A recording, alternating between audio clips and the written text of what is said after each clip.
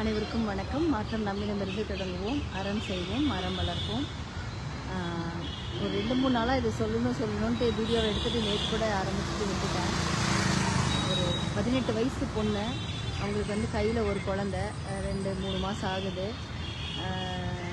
அவங்க வந்து பார்த்திங்கன்னா ஒரு 6வதுலேருந்து லவ் பண்ணுறாங்களாம். 4 வருஷம் லவ் பண்ணிவிட்டு அதுக்கப்புறம் ஒன்றா இருந்திருக்காங்க. கன்சீவ் ஆகிட்டாங்க. கம்ப்ளைண்ட் கொடுத்து அதுக்கப்புறம் இது பண்ணியிருக்காங்க. பையனுக்கும் அதே வயசு, பொண்ணுக்கும் அதே வயசு. யாருமே மேஜர் கிடையாது. 18 வயசில் குழந்தை பிறந்து கையில் இருக்குது. அந்த கேஸ் கொடுத்ததுனால அந்த பையன் வந்து அதை ரொம்ப சாதாரணமாக போகணுங்கிறதுக்காக அவங்க வீட்டில் எல்லாருமே ரொம்ப நல்லா பேசி இந்த பொண்ணை வந்து ஓரளவுக்கு ரெடி பண்ணிவிட்டு உதவி செய்கிற மாதிரி எல்லாம் பண்ணியிருக்காங்க. குழந்தை பிறக்க வரைக்கும். குழந்தை பிறந்ததுக்கு அப்புறமா ஒரு செலவு காசு கொடுக்கறதோ எது பண்ணுறதில்ல. அப்பா இல்லாத பொண்ணு, ஒரே பொண்ணு, அவங்க அம்மா மட்டும்தான் பார்த்துக்கிறாங்க. கஷ்டமான சூழ்நிலை. நான் சுருக்கமாக சொல்கிறேன். இதில் என்ன குறிப்புனா, பையன் 10th 3 சப்ஜெக்ட் எது ஃபெயில் ஆகி இப்போ மறுபடியும் அதுக்காக படிச்சுட்டு இருக்காரு. என்ன வாழ்க்கை, என்ன வயசு, அவங்களுக்கு என்ன தேவைப்படுதுன்னு பாருங்கள். இதுக்கப்புறம் தான் அடுத்த தடவை கோர்ட்டுக்கு போகிறப்ப தான் நான் என்ன பேசணும், எனக்கு எப்படி பண்ணுறதுன்னு எனக்கு தெரியல. இங்கே நல்ல விதமாக பேசினாங்க, இப்போ இந்த மாதிரி பேசுகிறாங்க, எனக்கு என்ன பண்ணுறதுன்னு தெரியல அப்படின்னாங்க. இதெல்லாம் ஒரு பக்கம் இருந்தாலும் 18 வயசுக்குள்ளே 4 வருஷம் காதலிச்சு அதுக்குள்ளே வந்து இந்த மாதிரி கன்சீவாக இருந்து இவ்வளோ நடந்ததுன்னா இதுக்கு என்ன சொல்கிறதுன்னு எனக்கு தெரியல. அந்த பொண்ணு நம்ம எந்த மாதிரி பேசினாலும் நான் பேசுனது தப்பு தான், நான் செஞ்சது தப்பு தான், நான் தான் தப்பு பண்ணிட்டேன், எனக்கு நல்லா தெரியுது, இப்போ தான் தெரியுதுங்கிறான். ஆனால் ஒன்றும் பண்ண முடியாது.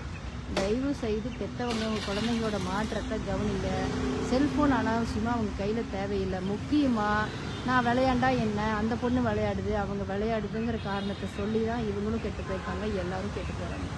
தயவு செய்து இவர்கள் உணர்வை தூண்டுறது, உணர்ச்சியை தூண்டுறது இந்த செல்ஃபோனில் பார்க்குற வீடியோஸும் அவங்க பார்க்குற கதைகள் மட்டும்தான். இதை மனசில் வச்சுக்கிட்டு அவங்கள நல்லபடியாக வளர்த்துறதுக்கு என்ன வழிங்கிறத பார்த்து செய்யுங்க. இந்த பொண்ணுக்கு என்ன நடக்க போகுதுன்னு அடுத்த வாரம் தான் தெரியும், என்ன சொல்ல போகிறாங்கன்னு தெரியல. ஆனால் வந்து எல்லா காரியத்தையும் முடித்து தன்னோட டெமோ பார்க்கறதுக்காக ஒரு பொண்ணை யூஸ் பண்ணி எல்லாம் பண்ணுற வரைக்கும் பெற்றவங்க வந்து ஆம்பளை பசங்களை பெற்றவங்க அமைதியாக தான் இருக்காங்க. எல்லோரும் பொண்ணை குறை சொல்கிறாங்க. பையனை இந்த மாதிரி தப்பு செய்யக்கூடாதுன்னு வளர்க்குறாங்களான்னா எனக்கு தெரியல. ஆனால் இது வந்து அவங்க நல்லபடியாக அந்த பொண்ணோட வாழ்க்கை அமையணும்னு நான் நினைக்கிறேன். சில அறிவுரைகள் சொல்லியிருக்கேன். இன்னும் என்ன நடக்குதுன்னு பேசினேன். ரொம்ப ரொம்ப நன்றி சொன்னாங்க. தொடர்ந்து 2-3 நாள் பேசினேன். ஆறுதலாக இருக்குதுன்னு சொன்னாங்க. இதுக்கப்புறம் இறைவன் என்ன வழி கொடுக்குறாரோ தெரியல. கண்டிப்பாக நல்லா இருக்கிறதுக்கு நம்ம என்ன செய்ய முடியுமோ அதை நம்ம செய்வோம். வீட்டில் பெண்ணோ ஆணோ குழந்தைகள் இருந்தாங்கன்னா கவனமாக பார்த்துக்கோங்க. ஆளுக்கு ஒவ்வொரு ஃபோனை கையில் வச்சுருந்தா அந்த குழந்தைங்க தன்னோட மனசில் இருக்கிறத யார்கிட்ட சொல்லுவாங்க. இது எல்லாத்தையும் வந்து கொஞ்சம் நீங்கள் கவனத்தில் வச்சுக்கிட்டீங்க அப்படின்னா அந்த குழந்தைய நல்லா பார்த்துக்கிறதுக்கான வாய்ப்பு இருக்கும். நிறைய சொல்லணும்னு ஆசை. எல்லாருக்கும் எல்லாமே தெரியுது. எல்லாருமே இந்த கொல்லிக்கட்டையில் அத்தனையும் பார்க்குறோம். ஆனால் ஏன் இந்த தவறு திரும்ப திரும்ப நடக்குதுன்னு தெரியல.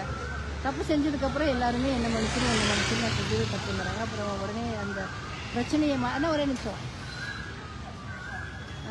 பிரச்சனையை மாற்றி வேறு மாதிரி பேசுகிறாங்க. இதுக்கு என்ன பதில் சொல்கிறதுன்னு தெரியல. நம்மளோட குழந்தைங்களோட வாழ்க்கை நல்லா இருக்கணும்னு தான் நம்ம பெற்றவங்க கவலைப்படுறோம். ஆனால் வாழறப்ப அவங்க பத்திரமா இருக்கிறாங்களாங்கிறத கொஞ்சம் கவனிக்க விட்டுறோம். அதனால் கொஞ்சம் கவனிங்க. நாம் விட்டோம்னா மற்றவங்க கவனித்து இந்த மாதிரி வாழ்க்கையை நாசம் பண்ணிடுவாங்க. பத்திரமா பார்த்துக்கங்க. இந்த வீடியோ ஷேர் பண்ணுங்கள். மாற்றம் நம்மிடமிருந்து தொடங்குவோம். அறம் செய்வோம், மரம். நன்றி.